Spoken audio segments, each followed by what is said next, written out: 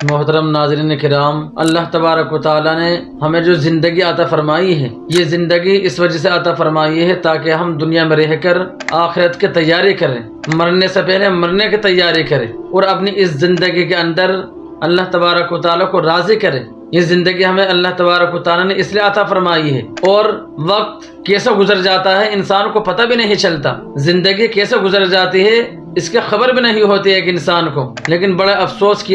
افسوس کے ساتھ کہنا پڑتا ہے کہ آج ہمیں وقت کی قدر نہیں ہے، اپنی زندگی کا قدر نہیں ہے کہ اللہ تبارک و تعالیٰ نے ہمیں جو زندگی عطا فرمائی ہے ہمیں کس کام میں لگانی چاہیے تھی اور ہم کس کام میں لگا رہے ہیں۔ ہم اپنی زندگی کے قیمتی لمحات یہ ضائع کر رہے ہیں، ہماری زندگی کے قیمتی لمحات بیکار جا رہے ہیں، ہم گناہوں کے کام میں اپنی زندگی گزار رہے ہیں، حالانکہ ہمیں ایسے کام کرنے چاہیے اپنی زندگی کے اندر کہ جس سے اللہ تبارک و تعالی راضی ہو جائے۔ بڑے افسوس کے ساتھ کہنا پڑتا ہے کہ ہم زندگی کو اچھے کام میں گزارنے کے بجائے فضولیات میں گزار رہے ہیں۔ جیسے کہ نئے سال کا موقع آ رہا ہے، دیکھنے میں یہ آتا ہے کہ جب نئے سال آتا ہے تو ایک کوہرام سا مچایا جاتا ہے کہ نئے سال کی مبارکباد دیتے ہیں۔ نئے سال کے موقع پر اسکولوں کے اندر، کالجوں کے اندر اور گھروں کے اندر ناچ اور گانا ہوتا ہے، ڈانس کیا جاتا ہے، لڑکے ڈانس کرتے ہیں، لڑکے ڈانس کرتی ہے اور نئے سال کی مبارکباد دیتے ہیں۔ حالانکہ نئے سال منانے کا اسلام کے اندر کوئی تصور نہیں ہے، اسلام کے اندر اس کا کوئی وجود نہیں ہے کہ نئے سال منائے جائے۔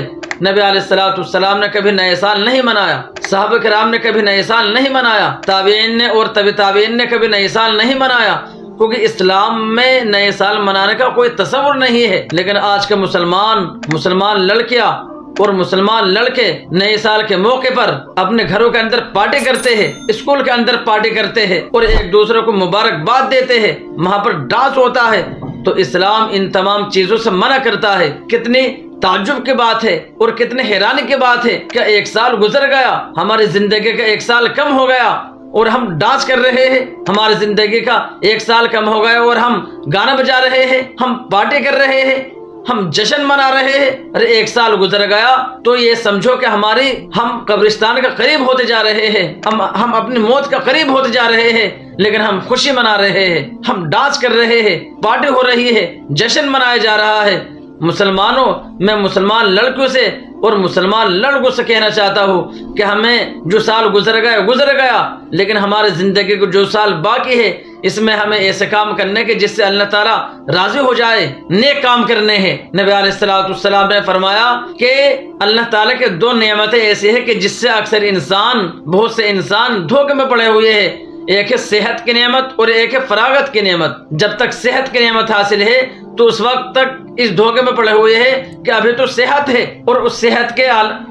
کے حالت میں وہ اچھے اور نیک کام کو ٹلاتا رہتا ہے کہ ابھی تو صحت ہے، اور یہ صحت کی نعمت ہمیشہ باقی رہے گی۔ اور دوسری نعمت ہے فراغت، کہ اس وقت انسان کے پاس فرصت ہے، وقت ملتا ہے،